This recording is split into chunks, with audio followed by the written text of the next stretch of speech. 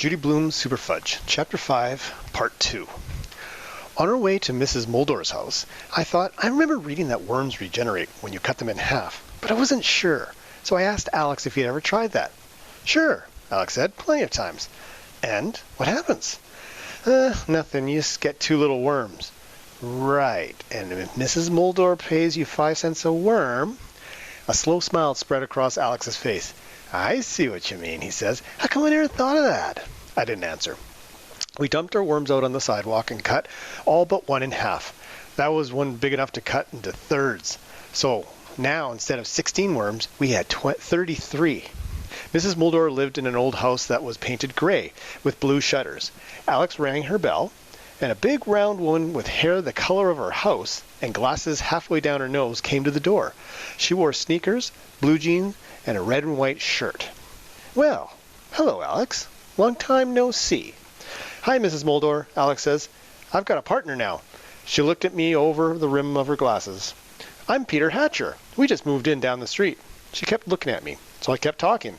In the Wentman's house. Millie and George Wentman?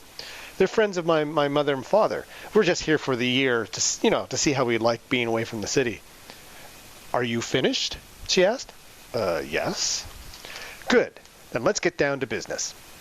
We've got 33 for you today, Mrs. Moldor, Alex said. Real beauties. 33. She held up the jar and studied them. They look awfully small. Small ones are sweeter, I said. She gave me a strange look this time. So I quickly added, well, they'll get bigger later in the summer. Really? I should think that they're at their best right now. Oh, no, I told her. They'll be getting fatter and longer by August, and by September, they'll be in their prime. Is that a fact? She asked. Uh-huh, I said, praying that she wouldn't guess I didn't know what I was talking about.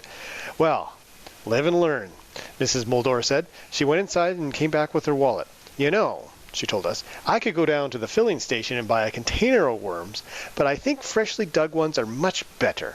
She opened her wallet. Let's see, 5 cents times 33 worms. That's $1.50. She handed the money to Alex.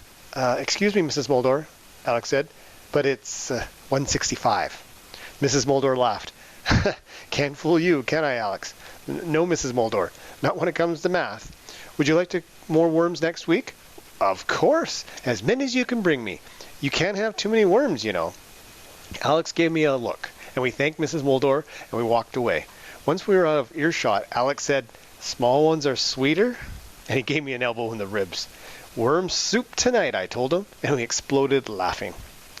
After supper, Mum got Tootsie into her sling, and the 5 of us went off to Baskin-Robbins.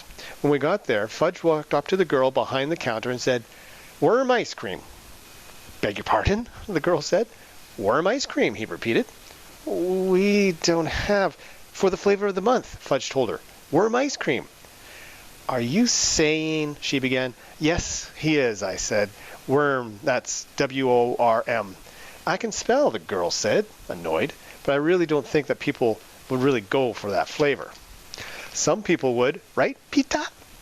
Sure, I said. Some people right in this town might think it's terrific. Look, kids, we're busy tonight, so cut out the wise guy stuff and tell me what you want. I'll have a chocolate chip mint sundae with the works, I told her. And I'll have a fudge ripple cone, Fudge said. Just like my name. Oh, your name is Cone? She asked. No. Is it Ripple? No. I suppose you're going to tell me it's Fudge, right? That's right, Fudge said, chinning himself up on the counter. Cute kid, she mumbled to herself. Real cute.